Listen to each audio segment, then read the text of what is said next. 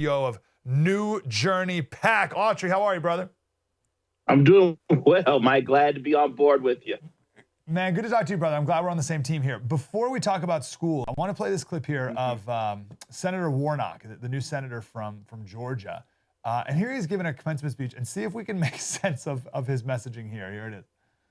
Go forth. Don't just teach us how to make our way out of COVID-19. Teach us how to make our way out of COVID-16-19.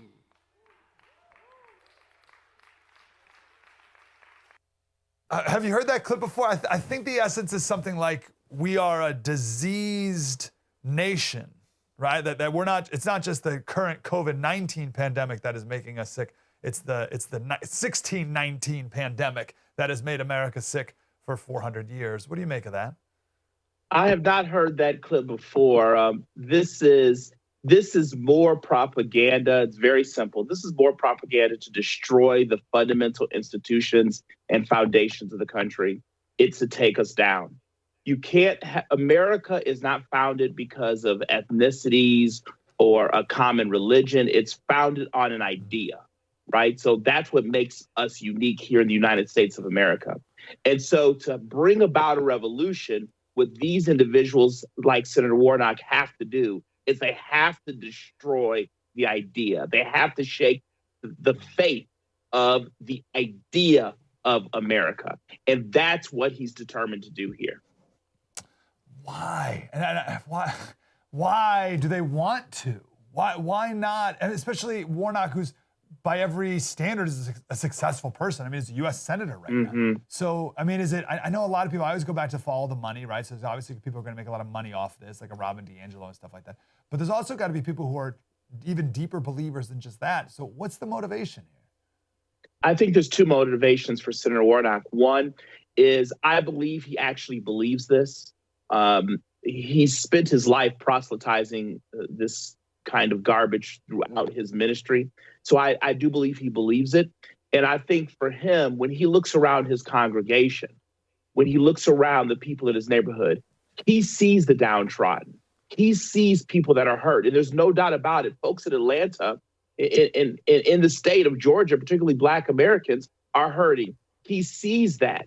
But his solution is, okay, well, if everyone is hurting now, and I'm assuming everyone's been hurting, let's say, since the end of slavery, 1865, let's say that's the case, then his solution is to say, well, it must be where we are. It must be the idea where we are in our minds. And he's determined to destroy that. And it's simply put, because he doesn't know any better. He doesn't have any real faith. He doesn't have any belief that you can do it. I mean, it's ironic to me that he is a pastor, and the fact that you can say, I can do all things through Christ. It doesn't say I can do all things except for the white guy, except for the bum on the street, except for the government. It says, I can do all things through Christ who strengthens me. That's what the scripture that he teaches, by the way, every Sunday, and then some, says. So for him, he really believes this stuff. And he is a product. He went to Columbia, I believe, right? And Harvard, I think, maybe Columbia, Princeton. I mean, he's a product of a university education system that is dedicated to the rise of the elite and the destruction of America as we know it. It's unfortunate, it really is. That's such a good point at the end, that he is a product of it, which leads us to the K through 12 conversation, because where so many generations now of people have graduated through the soup that is all the CRT and universities, now it's in literally K through 12. Before we get into how they've jammed it through, what are just some examples, and we could spend hours on this, but what's just some examples that come to mind of how it's in our schools? Well, some examples. For example, we pull textbooks within some Florida school districts. This is, in fact, I can't even go into detail. That's how graphic it is. If I show the images on the screen right now, you would actually have to blur them.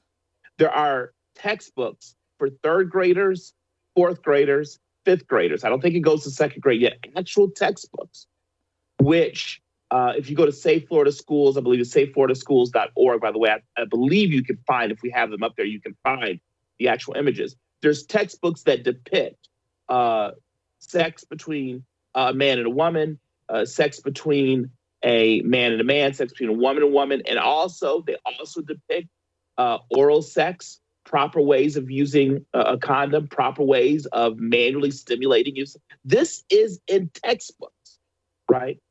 And then you go go to a different textbook, in another page, there's depictions of individuals who were quote unquote white oppressor, right? So this kind of garbage, it's not just critical race theory. You got to understand this critical race theory has given entrance to both health and biological exposures that should not be happening to kids at this young age. It's not just CRT, but in these textbooks, you have CRT that depict critical. And by the way, this is where critical race theory comes in the health end, right? So in these depictions, they'll always show a white man on bottom and a brown person, a person of color on top, right? This is, and they do this intentionally because of the power structure. So not only do they want to put the sexual garbage in front of your kid, but then on top of that, within that sexual garbage, they want to talk about critical race theory. I mean, this stuff is pervasive and it's disgusting. And as you know to everyone too, just as you mentioned, it's there's critical race theory, but that's just one element of the larger umbrella of critical theory. So you can insert anywhere in between that, right? It's critical gender theory, critical whatever theory, and race, as you said, is just one of them. So it's been interesting because I'm in California. California's been trying to jam through what they call ethnic studies for the last couple of years, and there's been pushback. They finally got it through a couple months ago. It's a graduation requirement to take an ethnic studies class, and it's permeated through every single class and every single grade. So it's not just a one-time course. That's California. Other states across the country have passed laws that say we are not teaching. It's against the law to teach critical race theory. So what are districts doing? What are states doing, in your estimation, when it comes to this topic? Unfortunately, this is what's happened.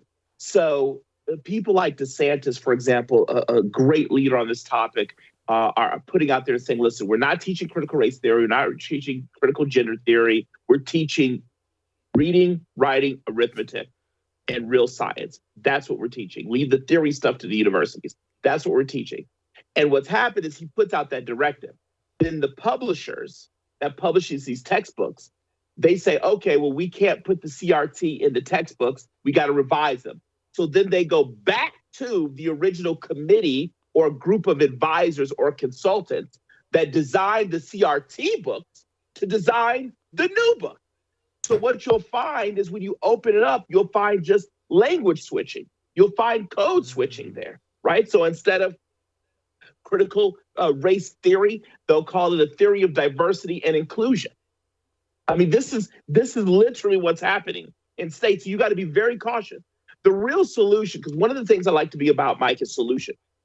When you're a state legislature, if you're in a state legislature right now and you're hearing this, or you have the ear of someone who is, or a governor, et cetera, this is the solution. You need to form a parent committee of current parents that are in the school systems now. And every single mandatory textbook, right, that has to be read by a student needs to be reviewed by that committee and cannot be used in the classroom until that committee signs off on it by a 2/3 vote. That's the way you can solve this problem. Have you seen that done yet? I have not seen it done completely. There's one school district, I can't remember the name, it's in the panhandle of Florida. They did start to do this. They got together a volunteer committee, but guess what the school district had to do? They had to, the people in the school district had to do, they had to go in and remove the school board, right? They had to vote out the school board, voted a new school board, and then do a committee. All of this stuff, parents, it comes to us, right? I'm a parent too. We've got to keep this in mind. This comes down to us. When I see a turnout of 80% of the presidential election or 75% of presidential election, but I see a turnout of 5% of school board, that's absolutely ridiculous. We talk about taking responsibility on my side, on the conservative side of the aisle. That's where I sit. We talk about taking responsibility. Guess what? You need to vote and take responsibility. I love that idea so much because there's no way like the San Diego Unified School Board is going to go for that.